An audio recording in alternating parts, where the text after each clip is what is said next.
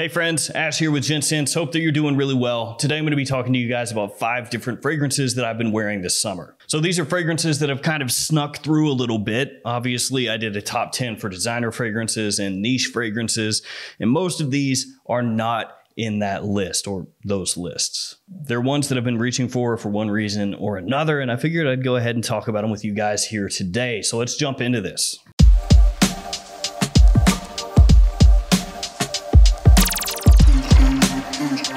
The first fragrance I'm going to talk to you guys about is one that did make my list. It's actually the only one out of the fragrances here that did. And it's one that I've got kind of a sentimental attachment to already. It's Acqua di Gio Profundo from Giorgio Armani. Figured I'd go ahead and just get this one right out of the way since it's the most obvious of the bunch. It's got C notes, bergamot, rosemary, cypress, and mineral notes in the fragrance. And it's basically a modernized version of Acqua di Gio with a little bit of a green tinge to it. It really has a focus on the marine aspect of the fragrance, which you can tell because it has aqua zone in it. And basically anytime I bring this fragrance up, I have to talk about aqua zone just because. Don't ask me what aqua zone specifically smells like, but aqua zone. Reason I've got a little bit of a sentimental attachment to this one is because the original Acqua di Gio was my signature scent for the longest time. When I was a teenager and into my early 20s even, I wore Acqua di Gio like crazy. Can't tell you how many bottles I went through. My most complimented fragrance of all time, because especially back then, the original Acqua di Gio, that was a destroyer. You wore that and people took notice. Now, maybe you might think the original is a little bit played out nowadays.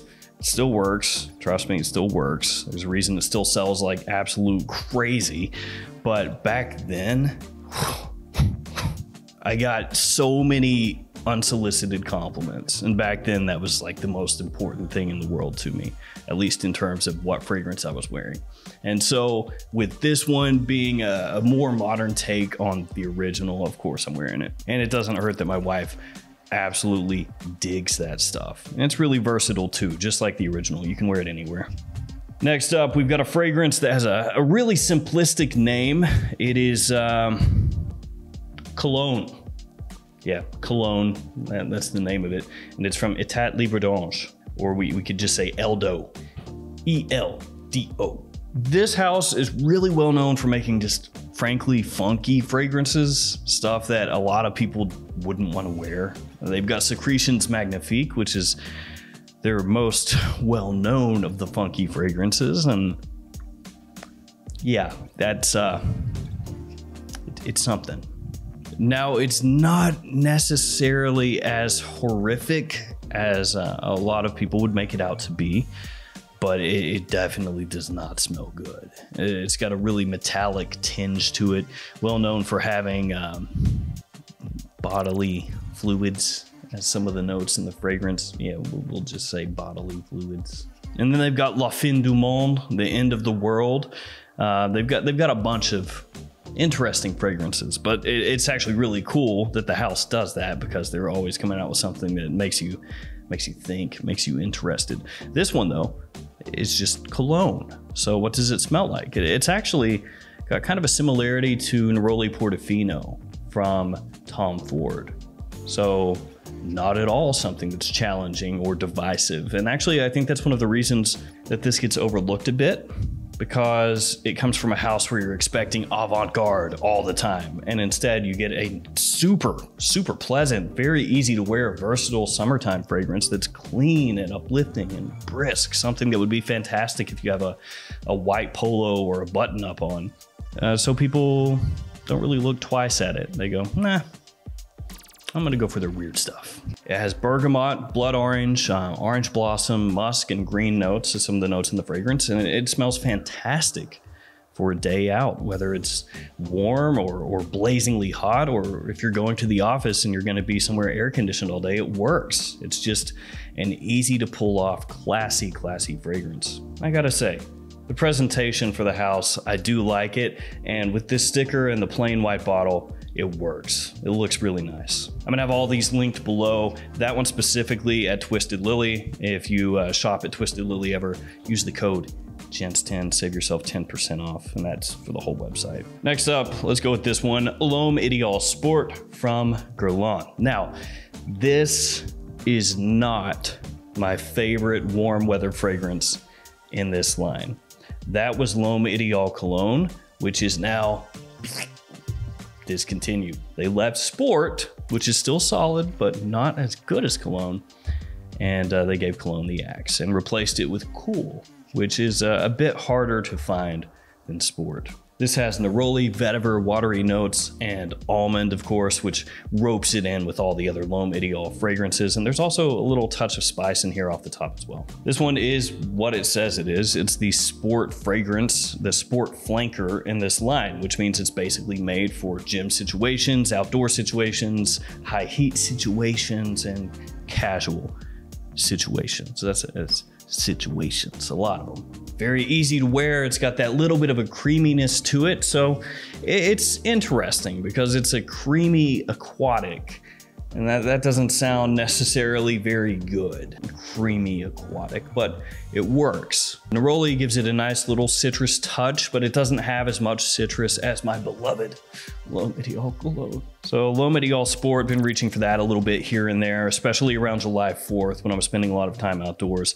That one's a nice kind of change of pace as far as aquatic scents go. Next up, we got this one, Aventus Cologne. Not Viking Cologne, Aventus Cologne. I'll get Viking Cologne eventually and let you know whether I think it's any good or not, but for now, who knows? It could be good, it could be bad, I don't know. This one has mandarin, ginger, musk, birch, and vetiver as some of the notes in the fragrance, and it is what it says it is. It's Creed Aventus, but made fresher, made into a cologne version.